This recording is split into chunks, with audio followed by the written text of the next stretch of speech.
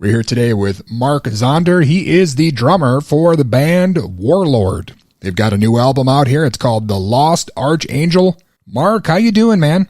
Good. Thank you so much for joining me. I appreciate it. Oh, my pleasure. My pleasure. Well, I know Warlord is back here with a new album, The Lost Archangel. Can you tell the listeners a bit about the new album? Well, it's not really a new album. It's just a bunch of, we're basically cleaning out the closets of a bunch of old stuff that we had. Just trying to get as much out to the fans because there's been, 40-year period or whatever it was where, it was on again, off again. Bill got really sick.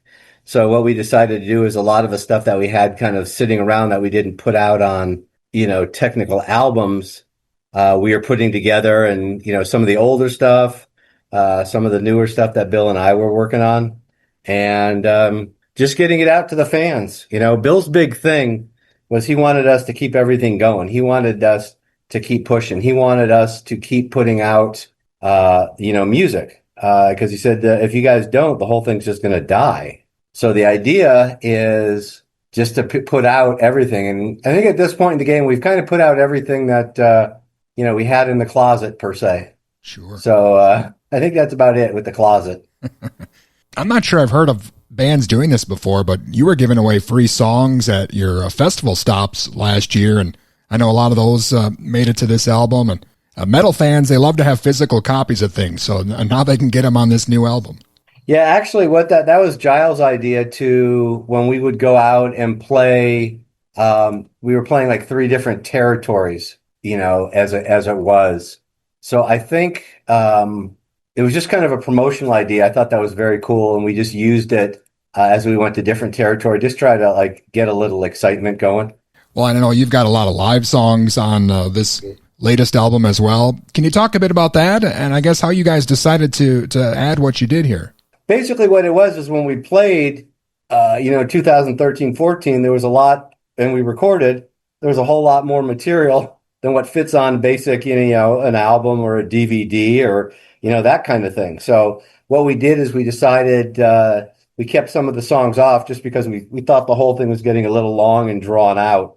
I think you also run into production points where you can only get so much on a record kind of thing. You can only get so much on there. Sure. So those 3 songs were kind of just left off, and we knew we'd use them at some point. So this was a good idea and a good time to basically, bring it all back. Bring empty the closet, like Giles likes to say, empty the vault, but just bringing out the stuff that we haven't, used, that never came out that we did have. So you had the new album, Free Spirit Soar, out last year. You guys really seem to be back with a major momentum now. You're firing on all cylinders. Well, about 40 years too late, but, yeah, it's cool to be bringing the stuff back out. We're actually now kind of working on stuff that's completely new because everything to this point was just a lot of, stuff that was kind of there, and we're kind of, like a lot of bands that have not problems, but, when they have a member die. It's a whole different story when like someone leaves the band, that's kind of one thing. But when you have a member that passes away, that's kind of like a whole different can of worms to deal with. Yeah. And so we're basically, kind of looking to put that chapter to bed and kind of move forward. A lot of bands have kind of done this. You can't really live in the past. Obviously, playing live, we never played that much live. So we go out and play like 17 of the classics, that are off for the first couple records and stuff, and the ones that everybody, wants to hear and wants to see. And we're kind of just moving forward. Playing shows as they come up. It's very, very, very tough to go out and play these days. It's very expensive, and it's just tough with all the competitions out there to play different gigs, and get those gigs that are worth playing. You got to remember, you got a couple guys in the States, a couple guys in Europe, so it's not like we all live in the same town and we can go play the corner bar, and it's no big deal, Right. So. We're doing the best we can. Well, how has it been for you playing with this current lineup? I know you've been with Warlord since day one. You're kind of like the barometer to make sure it kind of lives up to the Warlord name now.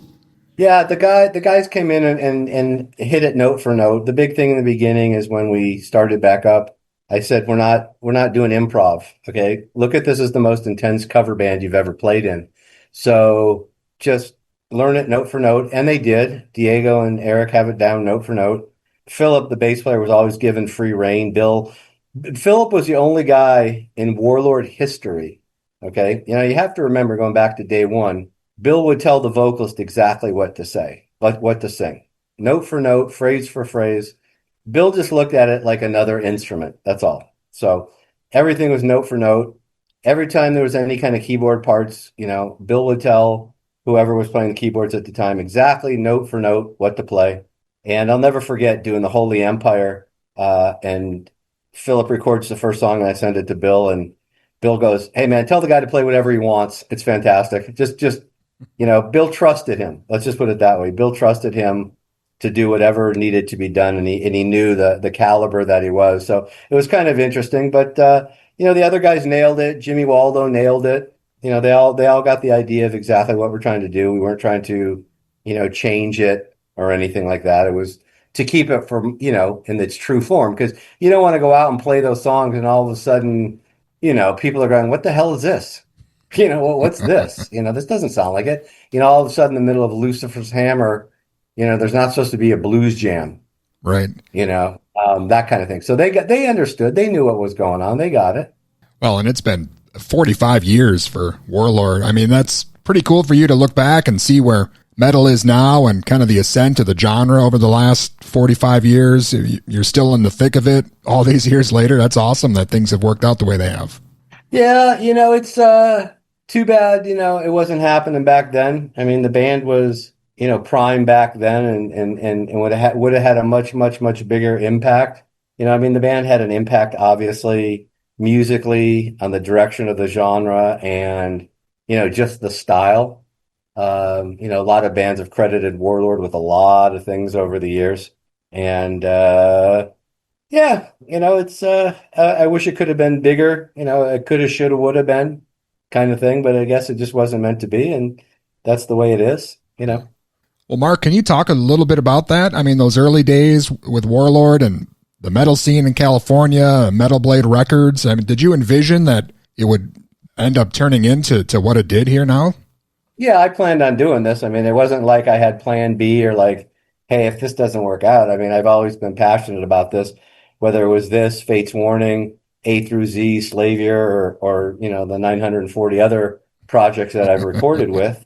This was kind of what it was going to be. This doesn't surprise me. I always used to, back in the 80s, I used to kind of say to myself, let's see who's standing when we're all 50 and 60 years old. You know, let's see who's still around and, you know, who kind of went by the wayside and who was just doing this for popularity and chicks and who actually like really, you know, this is what they love to do, you know. So it's that kind of played itself out nicely. But no, the early going was great. Our biggest problem is we couldn't find a singer, and that just kind of killed the whole thing.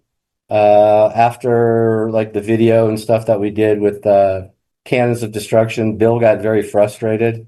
You know, here we are, we have Deliver Us that turns into a, you know, a quintessential album, you know, cult album that, you know, stands the test of time. And we're doing these innovative things of like doing a video ourselves to get, you know, the presentation of the band out there, hoping that someone would want to book the band and, you know, all these kind of things. And just like nothing is happening and you're standing around and you're watching every goofy band on Sunset Strip get a deal and go on to fame and fortune. And we're kind of sitting here going, wow, are we doing something wrong or what's the deal? You know? And Bill got very frustrated with it, you know, didn't understand why, couldn't understand why like things weren't happening for us. So it was very tough, you know. I mean, we sacrificed everything. We were all living in the warehouse and we had the community shower that we rigged with a hose, you know, from the sink. And, you know, we did our part. You know, there's no doubt about it. We sacrificed. We did everything we were supposed to do. We were always playing, always rehearsing, always doing this, always doing that. So it was tough in that respect. But, you know, it was great times and, you know, great memories. And, you know, it's too bad it didn't turn into bigger and better. But, you know, we're not the only band that ever happened with. I could name you 5 other ones that I played in that had happened to, too. So, you know, it's no surprise. Well, it's great that you're still doing it now and getting out on the road. And it's interesting to look at, besides the obvious bands like, Metallica and Megadeth, Slayer, a lot of those other bands from that area, that time period are still out there now, still on the road and still making music. I mean, that says a lot about, what you guys created as far as just pop culture goes. Well, yeah, you have to remember too, the bands that are playing, it's funny because the bands that are playing the bigger places are like the classic bands from, let's say, the late 70s and 80s, You got Kansas, Styx, Foreigner, whoever, whatever, like those bands are still doing what they're doing because the music's, stayed the test of time. I don't think we're going to have a Counting Crows or Matchbox 20, 40-year reunion anytime soon. Not sure if anybody would care or not. I don't think that music quite had the staying power that a lot of the other bands that I just mentioned did. Sure. But it kind of shows you who has the staying power. And, Journey's another one of those bands. Def Leppard's another one. The list kind of goes on and on. But those are the bands that were actually, with great songs and had the whole thing going on. Well, again, The Lost Archangel's just out here, and I know Warlord has a bunch of shows this year. Will we see any more added? Maybe some U.S. dates? Is that something you guys are looking at all? Yeah, that whole thing at Hell's Heroes got blown out because the booking agent couldn't get it together with the visas, and it just turned into a fiasco where there's a chance if we would have done that, we would have had to miss going to Japan, which we didn't do. So, no, we just came back from Europe. We played 5 dates. We opened for Priest on one of them, which was great. But there's just 3 shows, Greece and Cyprus, in September, and then the whole kind of season kind of wraps up a little bit. I know that they're looking into next year because everything needs to be booked so far in advance. These days, it's not like the old days where, you can get up and out in a month's time and everything's cool and, like it used to be. Everything has to be done. Again, it's such a flood of the market. And, there's the money factor that people don't realize. It's just how much more it costs the band, to whether to the fly to the beginning date where everybody starts, the cost of gas, whether it's in a van, or a bus or a car, it doesn't matter. It's just so expensive for everything, and then people complain that the ticket prices are high, and I get it, but I don't think anybody's getting rich here. I don't think the promoters are getting rich. I know the bands aren't getting rich. So it's just a tough situation. It's not for the lack that the band doesn't want to play. And of course the band wants to play, that's when I'm running into A through Z right now. You put out this record that has amazing critical acclaim. People are talking album of the year. The views on YouTube are through the roof and can't get any gigs. It's just that tough. It's that difficult. And you got to remember too, you get to a certain point, you can't we're not 19. So you can't put everybody in a van, say, hey, this is going to cost you money. It's going to be horrible accommodations. The food's going to suck. Your sound guy is going to be horrible, but hey, you get to play. It comes to a point you kind of go, let's think about that one for a minute. Sure. So yeah, there's all kinds of factors that come into play. Well, again, it's great that you're still going here with Warlord, and you got a few other things you mentioned. Is there anything else maybe we missed or something else the listeners here should be looking out for? No, just the A through Z album that came out June 6th. It's on Metal Blade Records, and it's quite the record. It's definitely, hits on all the cylinders. The big stress on that band is the big chorus, the big hook. And the playing's fantastic. The mix is spectacular. It's just, I can't say anything negative about the record.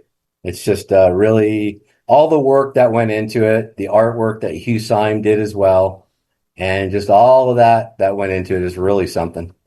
Awesome, man. Again, thank you so much for your time. It's an honor speaking with you, and I'm excited for the new album here, and hopefully we'll see you around the U.S. here sometime soon.